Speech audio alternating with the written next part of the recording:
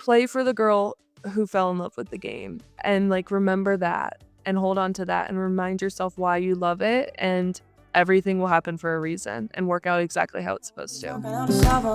We might laugh, we might learn, we might be your game's missing piece. What's up, guys? Today on the show, we're talking to Denver Summit defender Ava Guyatino. After a great college career at Notre Dame, Ava spent time in France playing for PSG, where she became the youngest American to score in the Champions League knockout round. Now she's back in the States, suiting up for NWSL expansion side Denver Summit. We're talking to Ava about adapting to a new team and the altitude, making her U.S. Women's National Team debut, and why it's important to play for the younger version of yourself who fell in love with the game. Enjoy. Thank you so much for coming back on. So much has happened since we last spoke, I feel like. Yeah, well, thank you so much for having me. And yeah, absolutely. So last we spoke to you a few years ago, you were just leaving Notre Dame, you were beginning your pro career at PSG, and now you're in Denver for their inaugural season, which is so exciting. So can you tell us what's been going on? I mean, it's such a whirlwind. Like, what's been happening with you? Yeah, I mean, so much. I feel like I've just been going. It was definitely a tough decision, and a decision that I thought about for a long time. But I had returned to PSG in January at the beginning of their, like, the second half of their season. And then from there, I came out to Denver. We did preseason in Santa Barbara. So I've just been in every single time zone, it feels like, bumping around on so many flights, but finally getting settled here. And it's just been so great so far. Does Denver have any significance? Like, did you spend time there growing up or like anything like that? No, it was literally my first time here. So this past week, I've been doing so much exploring, trying to. Do you love it so far? I do. The hardest part has been the altitude for sure. It has felt like liquid fire in my throat and lungs this first week at practice. But I'm so excited to like get acclimated and have it be like an advantage for us. Literally acclimated, like figuratively and like literally. That's crazy. Wait, so we were just talking about this actually. Are there any tips for playing there? Like, do they tell you to do anything a specific way to get used to it, or is it just getting used to it?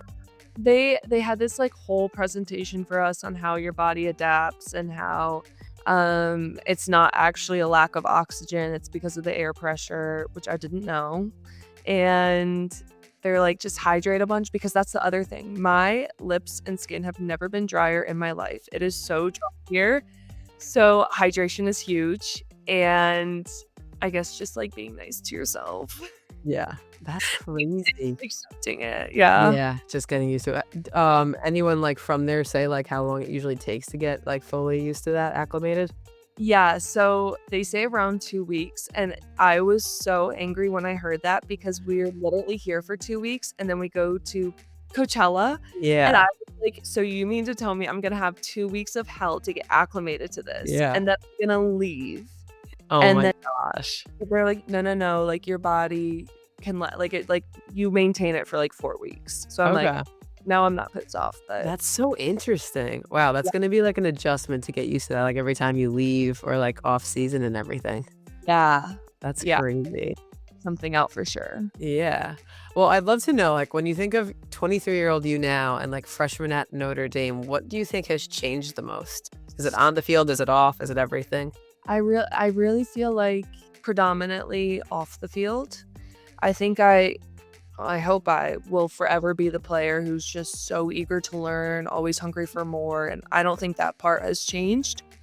But I do think that I've grown in so many ways that I truly wasn't even expecting off the pitch and as a human throughout this process. That I'm so grateful for all the adversity and everything. And I would say off the pitch. That's awesome. Do you feel like playing abroad was a big part of that? Definitely. I mean, like, even here, like transitioning to a new club, everything, transition and change is always hard, I think. But I keep reminding myself that it was so much harder in a language that I didn't understand. I'm like, I at least can speak the language here. Like I can do this. So yeah, playing overseas was definitely a challenge. Did you learn any French, or did they have like a translator or something for you? So they did offer like tutoring for us that it was kind of up to you like how you took advantage of that. I got to a point with French where I could understand especially the soccer stuff quite well. Speaking was always a challenge for me. The sounds in French are just insane that I couldn't quite get right. But yeah, grew a lot. I didn't know any going in, so I'm proud of where the point I got to. That's why. Yeah, when we were at the World Cup in France, like a couple years back, I think the only thing I learned like for the 2 months there was like asking how to use the bathroom. I was like, Literally. I really thought I was gonna absorb more and learn more, but it's a hard language. It's a beautiful language, but it's hard. Yes, and my favorite thing is like when I like go to order whatever and I would say bonjour and they would immediately switch to English. I'm like, Yes. you know, what am I doing wrong? It's so true. It's so true. That's hilarious. Yeah. So, okay, so while you were there, you became the youngest American to score in the UCL knockout. What was that moment like? Honestly, like such a blur of just like everything positive ever. I just like I don't even know, just like cloud nine. It was just crazy because it's like it wasn't even like a dream of mine, especially as a defender. I never even like conceptualized that like that was a possibility that could happen to me. And then it did, and it's just like little Ava would think I'm like the coolest person ever. Like literally. That is so cool. Did you have any friends or family there or like watching that? Like, what was No, I mean my my parents were watching and they told me that they like were like screaming, jumping around. Like apparently there was a chest bump involved. I don't really know. amazing? I was there to see it, but yeah, it was the support is just what like got me through for sure. That's so cool. Yeah, I mean, it is so crazy that as a defender to be scoring like that. What do you think defines a great center back for you? For me, I think consistency. I think that if you're consistent, not only do you give like yourself confidence, but you give your team around you confidence.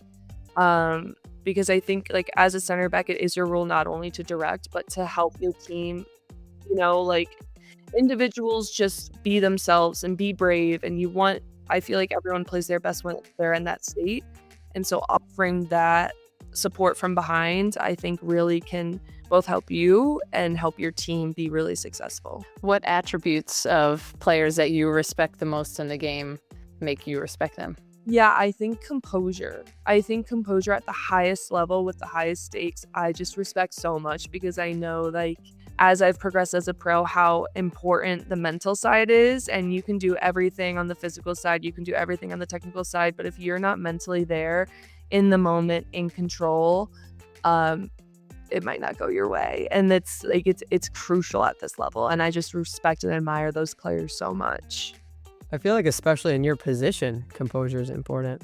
Yeah, under pressure, I mean, the game is just growing and growing and teams are getting better and better. So it's trying to keep up with that and trying to use whatever their press is, use whatever their offensive tactics are to your advantage. And yeah, What tests your composure the most? I think when I think composure, I was a midfielder before I was a defender. So I'm always like attacking minded first.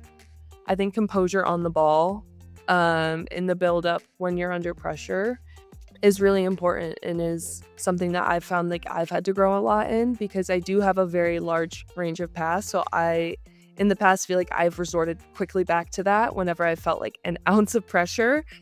And my coaches helping me develop and grow of just like, no, like work through this short, simple connections, like to get out of situations.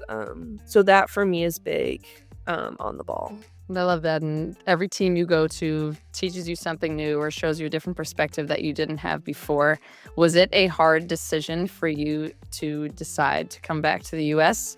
Or do you feel like you know that you concretely became a better player. You learned what you had to learn, and now you're ready for your next journey? I think I wanted, there's always so many questions with your career. And I feel like a lot of pressure and all those things of everyone being like, your career's so short. Like, you got to make this decision if you want to get this. And I, over winter break, had the opportunity to really slow down and think about what I wanted for myself and what I wanted, these next steps to look like. And I think that coming back was just such the clear and obvious answer for so many reasons.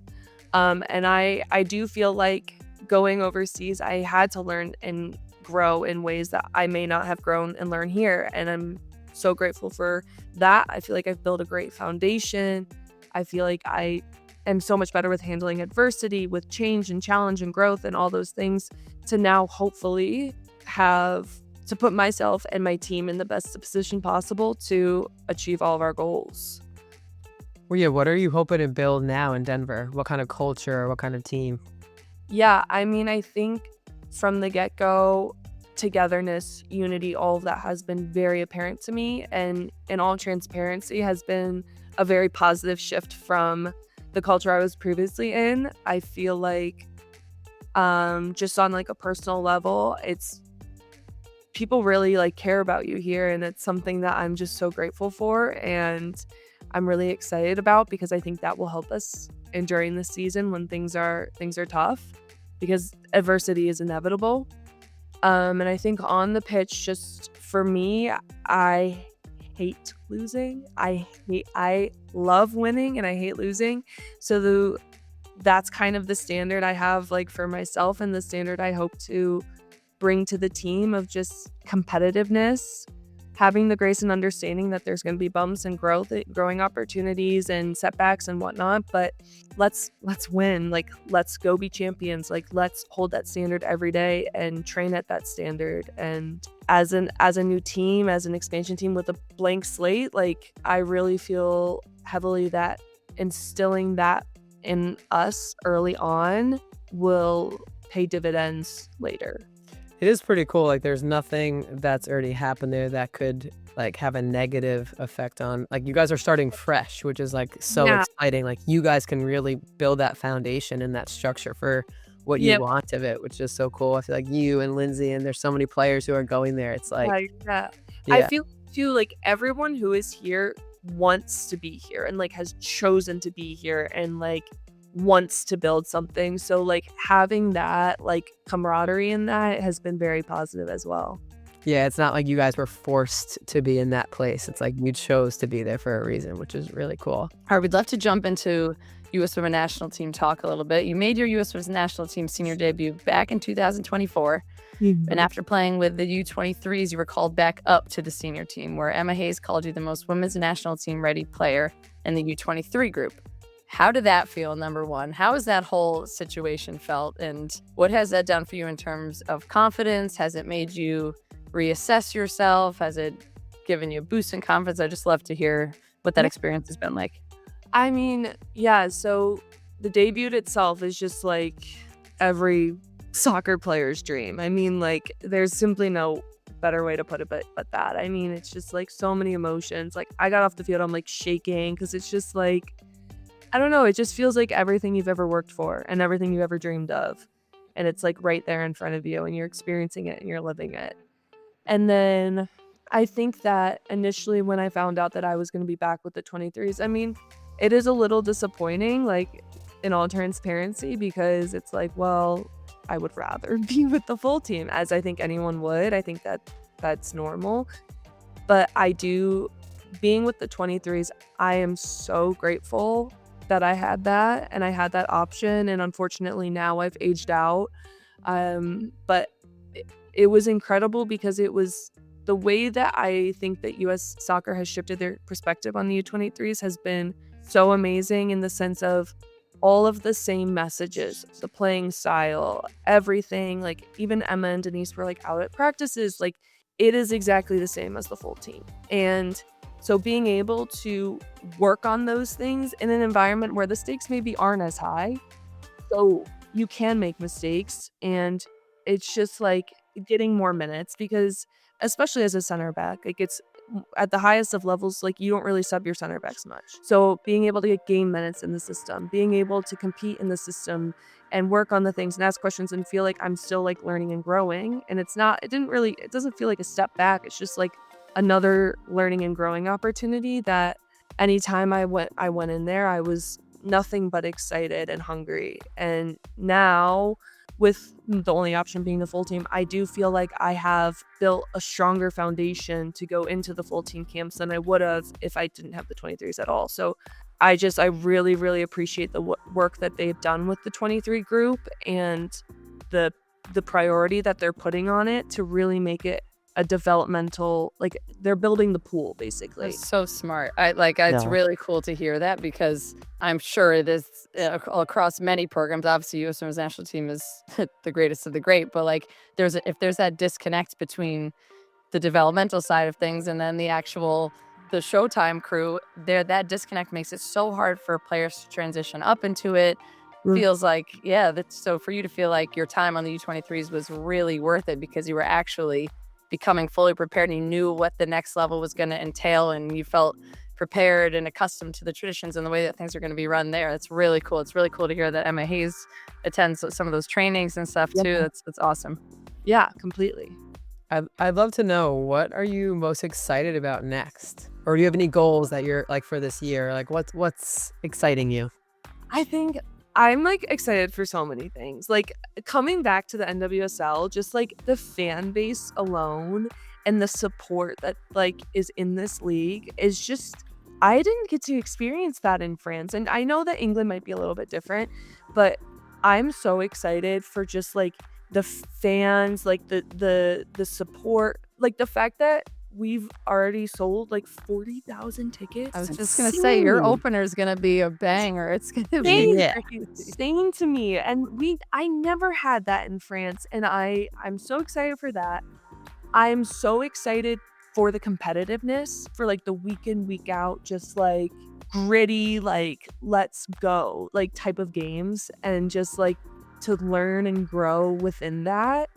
And also just on like the day-to-day things, I'm just so excited to continue to like learn and grow from like Nick and the coaching staff here and my teammates. And I'm approaching this season, my time at Denver, just with so much like excitement and like hunger, and just like I told my mom like before I came in, I'm like, I feel like I'm entering like a villain arc. Like I'm like ready to like go. I'm ready love that. to go.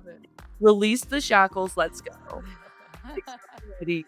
That is awesome. Like, so many things I'm excited for, and so great. We're pumped. I can't wait I hope we get to go to a game this year, and it's just gonna be funny with like the altitude, just cheering. It's gonna be like hard for us. So Alana, we were talking about earlier, like get it, like the acclimation and it takes a few weeks, but it's so exciting. It's gonna be so cool, and that you guys have that fan energy and like everything already. It's like, it's going to be awesome. Alana, anything before we dive into a couple rapid fire? Okay, cool. What is a soccer red flag, or one thing in soccer culture that should just be retired immediately?